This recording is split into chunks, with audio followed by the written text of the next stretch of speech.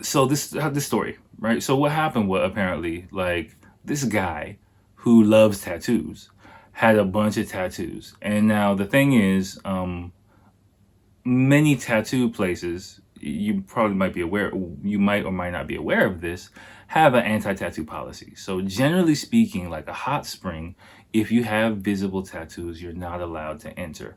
That's kind of the general rule. Now it gets kind of fishy. I don't really know how it goes in reality because I don't have to. I just don't have to think about it, right?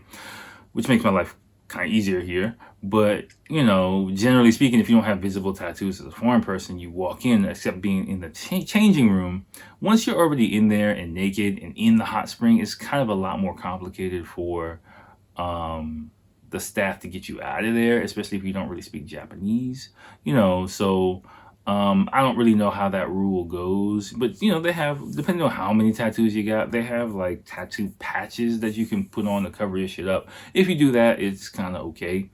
So on the flip side of that, especially during that time, like 15 years ago, before the huge tourist boom in Japan, there were, if you had like tattoos, which I guess this guy did, he had like apparently big tattoos, which of course is not a stretch of the imagination now.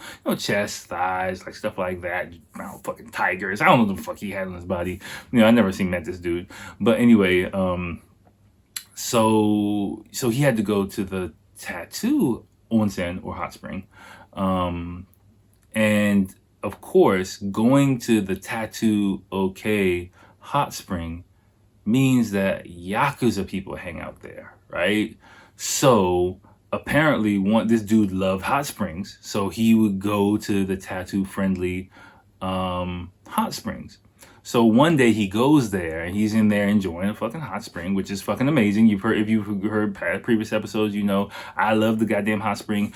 I just bought like this pack of like 94 hot spring salt kind of shits that like from Costco, fucking amazing. For like $10. And every night we got the bath, pouring some bath salts, hot spring bath salts in there. It's just dope. I was just soaking in the bathtub, feeling fucking chilled out, right? Anyway,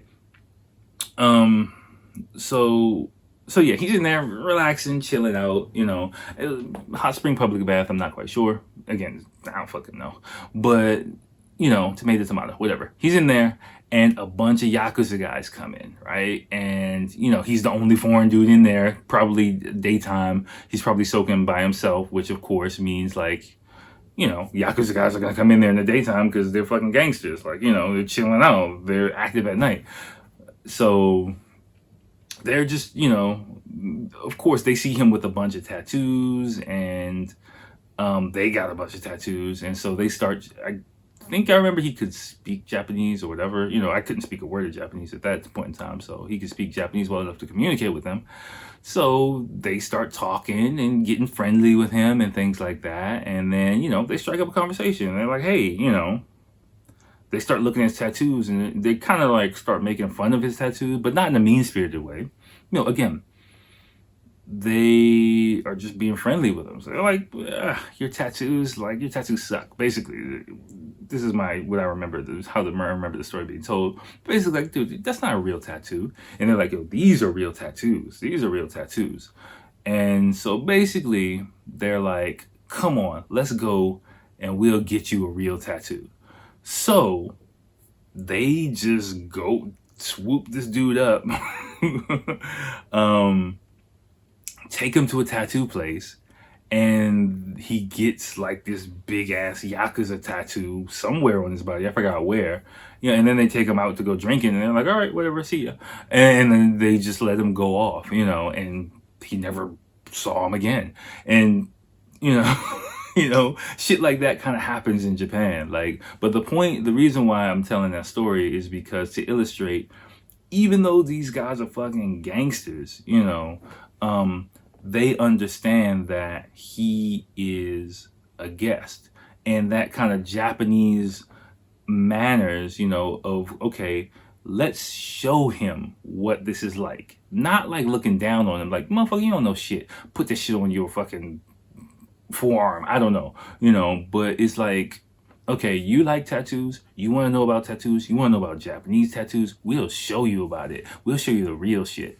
And not in like a picking on him way, in just introducing him, shokai, kind of introducing things is kind of, to people who don't know about it, is a really, really Japanese kind of thing.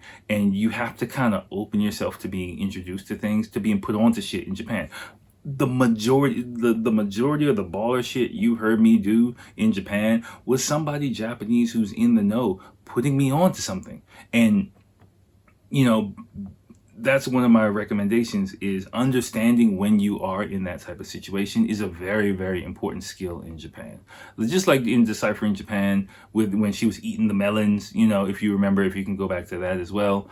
Someone's putting you on to the melon science, you got to be like, oh shit, this is a dope ass melon. Damn, thank you for introducing me to your melon world. And you have to just kind of embrace that role and humble yourself. You can't be like, I know about melons. Yeah, this shit's all right. No, you got to be like, yo, this is changing my life, man. Dude, thank you so much. And generally, for me personally, if someone does put me on, all the shit that people put me on to, I really have appreciated. I'd be like, wow, I would not have known about this. I would not have been able to experience this shit. Genuinely, from my heart, thank you so much. And that's kind of how you can kind of connect and reciprocate in Japan, right?